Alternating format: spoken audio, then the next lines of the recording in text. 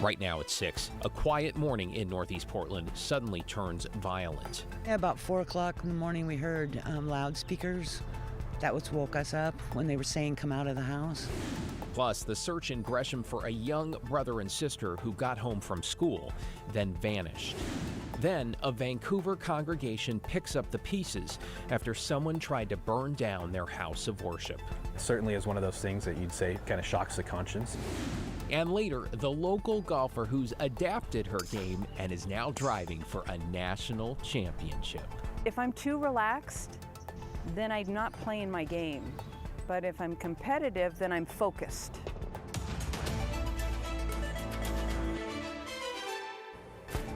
Thanks for joining us. I'm David Molko. We begin at 6 in Northeast Portland, where an officer shot a man while serving a search warrant early this morning.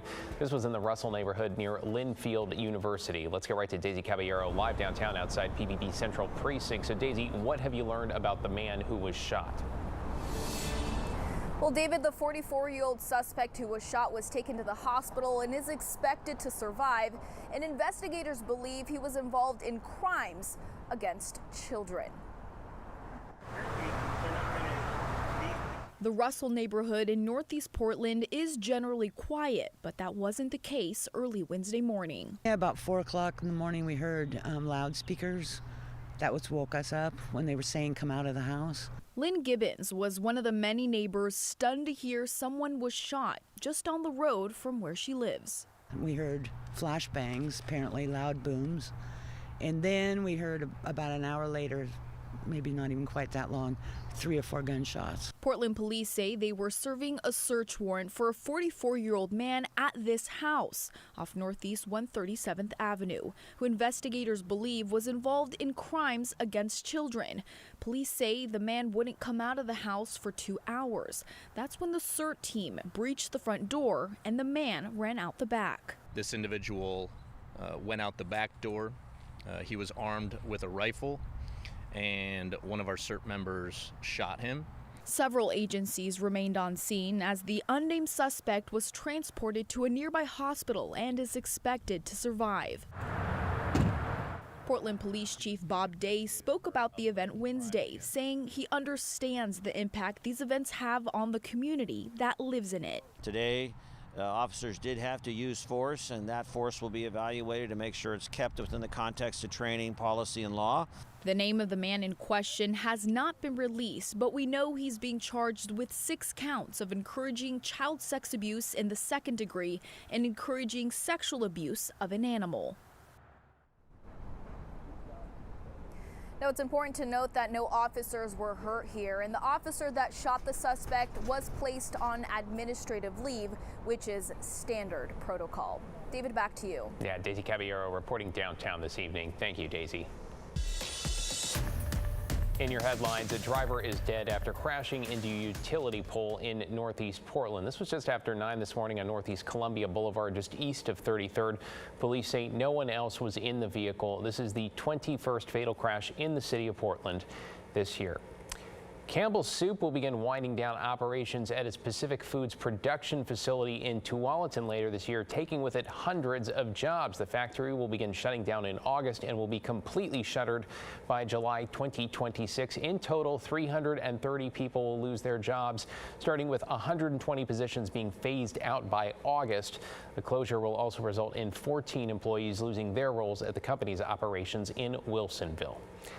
State economists in Oregon say there could be another kicker on the way for taxpayers, and right now they're giving it a 50-50 chance. Pretty good. Today in Salem, Oregon Revenue Department officials told lawmakers that revenues for the current 2-year period, which ends next year, will hit about 2.5% above what was forecast. If that holds above 2% through next tax season, taxpayers could see a return of about $580 million, though that is a far cry from this year's record $5.6 billion credit.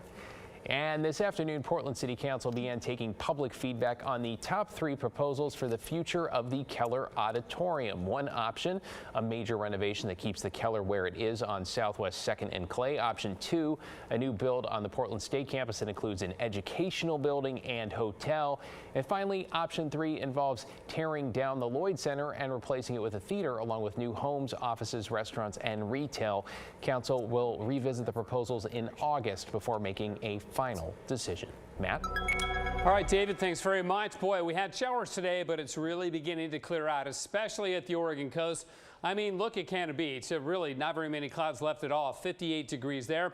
And that's the kind of weather we're going to have in the western valleys the next couple of days, except it'll be a lot warmer than 58 degrees come tomorrow afternoon. It really looks great. Starting tomorrow, a little bit cool in the morning, about 44, but we make it up to 71 tomorrow and even warmer weather on tap for Friday. Take advantage of the next couple of days because the weekend will bring some cooling. So the weekends with clear weather. It'll be cooler this weekend, but dry until later Sunday and into Monday. And that's when it looks like an atmospheric river will take aim at the northwest. We don't see a lot of these in May and June and the summer months, but it's not unheard of. And it should largely bring beneficial rains to the northwest, but it will be rather heavy at times before that sags on down to the south into California. So again, it looks like some wet weather on the way to end the weekend and start next week. But the next couple of days, just about perfect, David. It's all about balance. Thank you, Matt. Developing this evening, authorities in Gresham are trying to track down 2 siblings who disappeared after school yesterday. Sydney Dorner spoke with Gresham police today. Sydney, what do we know so far? Yeah, David, those 2 siblings were 12-year-old Alyssa Lewis and her 10-year-old brother Alexander. They were last seen near their home on Northwest Wonderview Drive and 12th Street in Gresham. Police say Alyssa ran off after being dropped off from school around 3 p.m. on Tuesday, and Alex followed suit just 2 hours later. Alex is 5'4", weighs around 100 pounds, and was last seen wearing a gray and white Tupac shirt with blue jeans. He's a student at Glenfair Elementary School. Alyssa is a student at H.B. Lee Middle School, weighs around 190 pounds, and is 5'6". She was last seen wearing a blue NASCAR shirt and sweatpants. Gresham police believe they may be together. We have put out a release before because Alyssa did run away before, and she has returned. So, you know, we're hoping that potentially they are together and safe. We just need to find out where they are so we can get them back home. Gresham police are asking if anyone sees Alyssa or Alexander to please call 911. David, back to you. Sydney Dorner getting the word out in Gresham. Thank you, Sydney. To a big cleanup underway at a Vancouver church after a fire sparked early Sunday morning. One authorities now suspect was arson. Joe Ranieri went to see the damage. I spoke to the pastor here at City Harvest Church in Vancouver. He told me this was an absolutely malicious act. Whoever was behind it broke this window using a rock, then set this room on fire. But the real damage wasn't from the flames, it was from water. 4 days after a fire broke out at City Harvest Church, crews are still trying to dry the floors out. The Clark County Sheriff's Office says thankfully the fire didn't spread, but it still caused a lot of damage to a couple of these rooms. Their fire extinguisher system was pretty efficient, put the fire out pretty quick, and I think like a lot of these incidences, they end up with some fire damage and then the water, from extinguishing the fire. While we don't know the extent of the damage yet, you can tell by all of these fans that the sprinkler system quickly put out the flames. This is a picture from Pastor Peter Schrader that shows some of the damage. You can see how soaked the carpet is and where they busted the window to start the fire. Sergeant Chris Skidmore says someone starting a fire to a church isn't something they see very often. It's an unfortunate thing. It's something we don't see very often, fortunately. So not an investigation that we have to deal with a whole lot. But yeah, it certainly is one of those things that you'd say kind of shocks the conscience that you don't expect to see. While the cleanup continues, the Clark County Sheriff's Office is hoping they can find the person responsible for starting it. In Vancouver, Joe Ranieri, KGW News. Well, some big changes are coming this September when use and possession of hard drugs in Oregon will once again become a crime. Let's bring in Blair Best in downtown Beaverton. Blair, some counties are already starting to set up what they call deflection options, which could mean treatment instead of jail. How's that coming together in Washington County?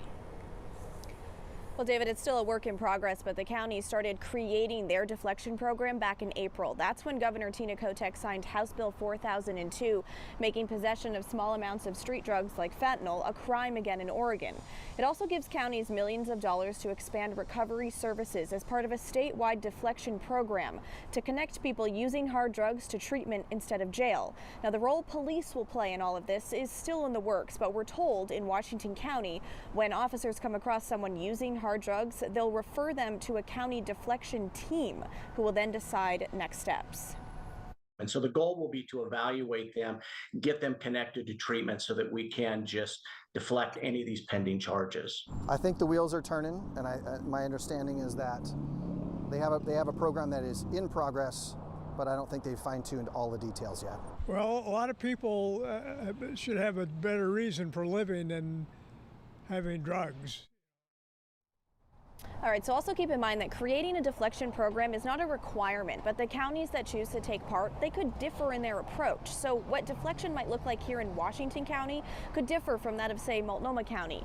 But here in Washington County, they say they will have a plan come September, and they expect it to evolve as time goes on. David? It'll be interesting to see where they draw the line there. Thank you, Blair.